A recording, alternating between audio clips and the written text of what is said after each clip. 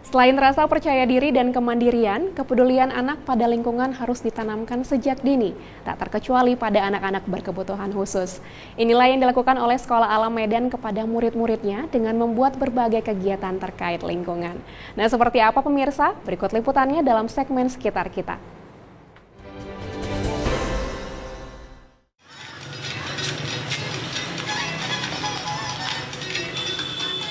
Mempersiapkan generasi pelestari dan cinta lingkungan harus dilakukan sejak dini.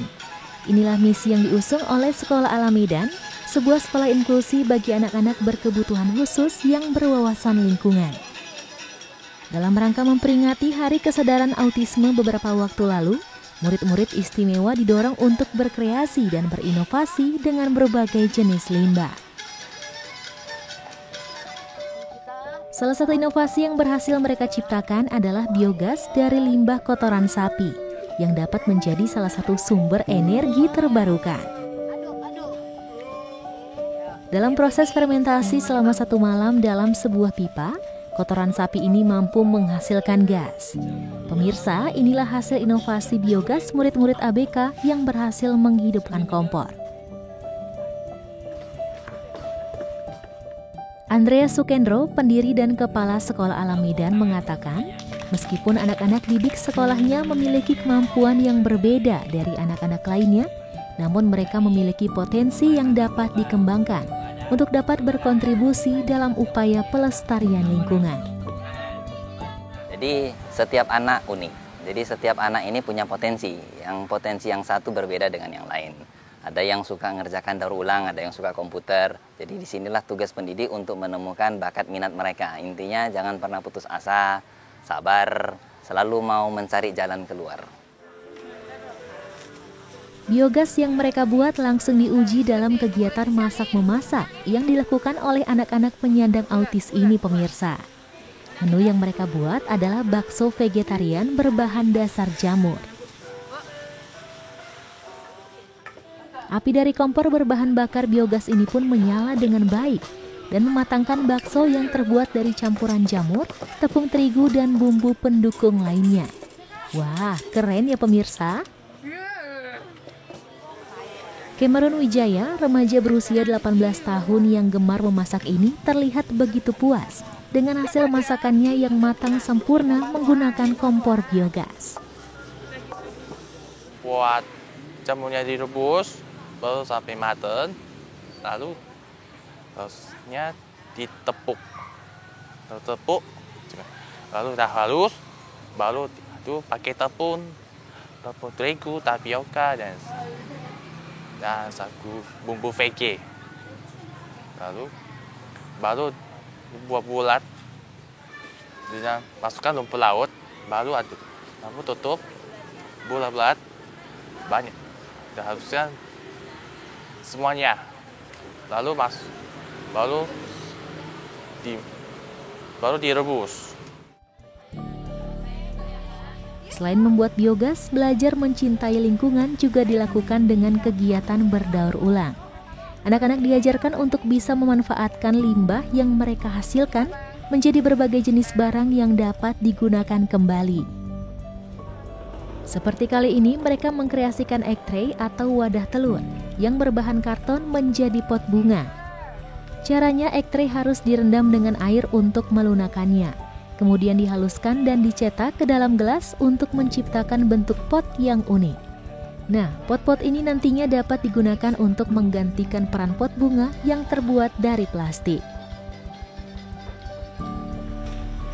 Menemukan dan mengembangkan potensi anak-anak berkebutuhan khusus memang tidak mudah dan menjadi sebuah tantangan. Tugas ini pun menjadi tanggung jawab bersama antara guru di sekolah dan orang tua di rumah. Seperti Meling, Ibunda Davina, ia menemukan bahwa anaknya memiliki bakat di dunia memasak. Lantas di sekolah, pihak guru mendorong Davina untuk lebih mengembangkan potensinya ini. Jika kelak Davina berhasil meniti karir di bidang kuliner, maka ia dapat menjadi seorang koki yang ramah lingkungan. Dulu sebelum gabung sekolah itu dia pun kan nggak pernah, sosialisasinya kurang. Dia nggak mau gabung sama orang, dia mau sendiri di rumah gitu ya kan. Tapi kalau udah gabung tuh dia sekarang dia mau, entah kemana-mana rame-rame pun juga mau. Nanti ke bank pun udah bisa gitu. Terus ke apa itu artnya pun udah banyak perkembangan, masaknya pun oke gitu. Ya kita senang sekali lah gitu perkembangannya. Selain membuat biogas dan berkreasi dengan berdaur ulang limbah wadah telur, kesempatan ini juga menjadi ajang pengembangan bakat anak-anak berkebutuhan khusus di bidang seni pemirsa. Seperti seni melukis di atas air khas Turki yang disebut dengan Ebru ini. Caranya, lukisan terlebih dahulu dibuat di atas air dengan cat warna khusus.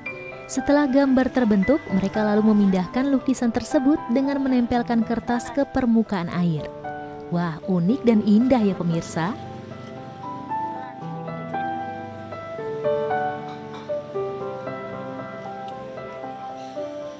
Berbagai karya yang dihasilkan oleh anak-anak dengan kemampuan khusus ini menjadi bukti bahwa dengan penanganan yang tepat, maka mereka dapat menjadi generasi emas yang dapat berkontribusi dalam pembangunan Indonesia.